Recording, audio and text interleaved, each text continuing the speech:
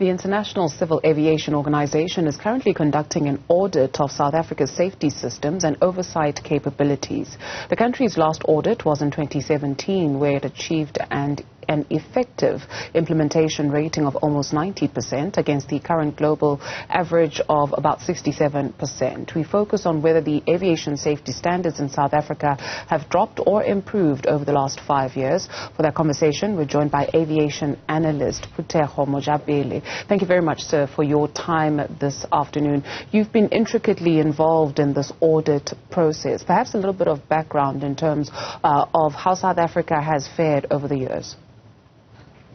Good morning, Dudu and your viewers. Look, South Africa is part of the ICAO signatory Chicago Convention, and therefore, time and again, we would be required to comply with the convention because we are signatory to that, and therefore, for ICAO to come and do this audit for the next 12 days that they've allocated for South Africa is nothing new to that. You would remember that as a member, time and again, we all obviously need to be in checks, and it really does help the industry to evaluate itself and see whether we are still following the rules. And I'm confident that in this audit that is now being carried out, it would definitely give us an idea as to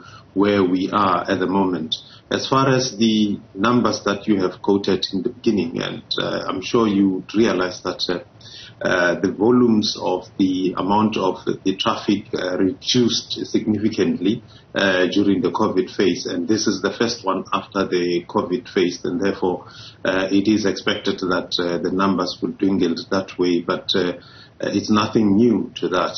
Sure. What is the scope of work? Well, at the moment, as you are aware that these members would still visit various stakeholders within the industry, and this comes after the U.S.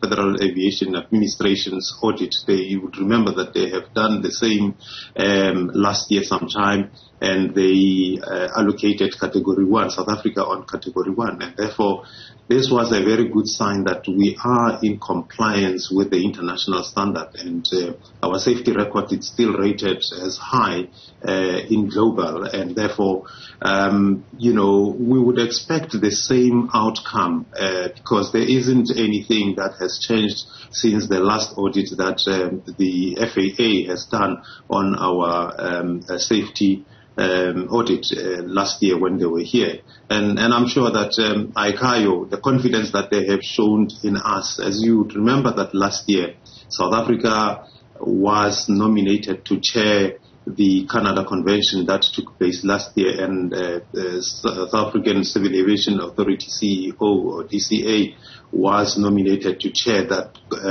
session, which was the first time in the history of civil aviation in South Africa that we are given the platform. Now, this is a confidence that has been shown to us as a country that we are doing well as far as the safety is concerned. But they need to conclude the investigation or the audit that they are doing, and after that we will definitely know exactly where we are standing as far as that is concerned. Sure. How long is the process?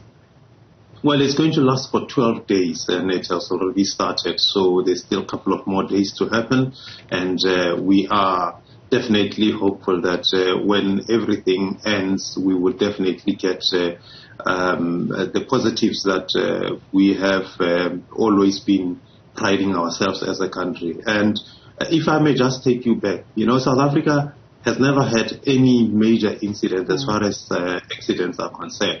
And one would expect that we keep it that way. The only issue that we have in South Africa, it's more on the smaller planes, smaller players. Those are the ones that we still battling to keep the safety. But overall, in the commercial side, aviation in South Africa is one of the safety records. It's one of the best. And we are continue to have it as high as possible. Sure. So the overall message is that we should be confident and rest assured as South Africans that we'll come out on top. Yes, there's no doubt about that. Every member of the aviation society in South Africa, they are all committed to safety, the highest safety standards that could be achieved. And therefore, I do not doubt that, anybody can doubt that we dropped the standard. We definitely did not drop the standard, and I don't think we are anywhere closer where we could even start thinking that the standard is going to drop. And we should pride ourselves with that. If there's may be issues of safety concern, we know for the fact that CAA, they always jump first to ground any plane that seems to be compromising safety, and we have seen the grounding of other airlines, including the likes of defunct Comair, and that was purely to exercise the safety standard that is required from the airlines, and the authorities should also be able to stand up and make sure that they protect that, because this is all about the pride of the country, and make sure that everybody who comes in our country to come and operate, they will know that this is the kind of standard that you should expect from South Africa. BP, we know, is serving notice, and they have made it known that they will be exiting operations in terms of refueling at our airports. Is that something that plays a factor at all, or not even? BP is a private company, and they do business like any other company that would want to do business with South Africa. They are not special by anyhow in our aviation sector, and therefore, if they want to participate in the fuel industry or petroleum industry in South Africa, they will participate like anybody else who wants to participate in South Africa. And for them to pull out of the airports or aviation in South Africa, it's something that they know and they can explain why they are pulling. But I must say this, Dudu. BP was given a tender to run the fuel in airports in South Africa, and this has been going on for years. And what we needed to do as a country was to say, how do we then AXA as a operator, airport operator, how do they then gain control of the fuel supply within the industry? Because we did not have the control of that as a country. We didn't have. It was relegated to an independent foreign company that was, for many years, they've been doing this, and they sort of run monopoly onto that. Our operators in South Africa, your Petro SA, your Sasol, and many other operators that are in the country have never been given opportunity to participate in aviation sector. And I do believe that with the proposal that AXA presented before the Portfolio Committee on Transport in 2020 to say they are now going to appoint a company locally that would then run that, which would be now those companies like your BP and others that wants to still participate in the fuel industry, in aviation, they would then give that service to that provider, which is good for us, because we would then know that anybody who wants to participate can get an opportunity to participate. And I'm not alarmed by BP pulling out of our South African aviation industry. I think it's good for us as a country, because the doors will be open for South African companies to participate. How well managed must that process also be? This is presenting an opportunity for local companies to then plug and fill the gap.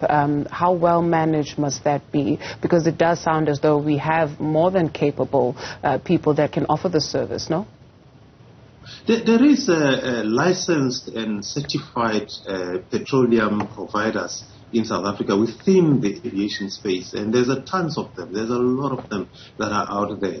And within those civil aviation authorities qualification they should be judged based on what they have. And the procurement should also be as open as possible so that they should not be one of those things that we say the process was not followed properly. It should be open to everybody, and everybody who wants to participate must be given opportunity as equal as possible so that we don't have the comebacks and these kind of gossips that will always go, make rounds and how the contract was secured and so on. And I do believe that the process of AXA and South African PMFA is very clear onto how things should be procured, and surely that should be followed as simply as that. Aviation analyst Phuthego Mojapele, thank you very much, sir, for your time this morning.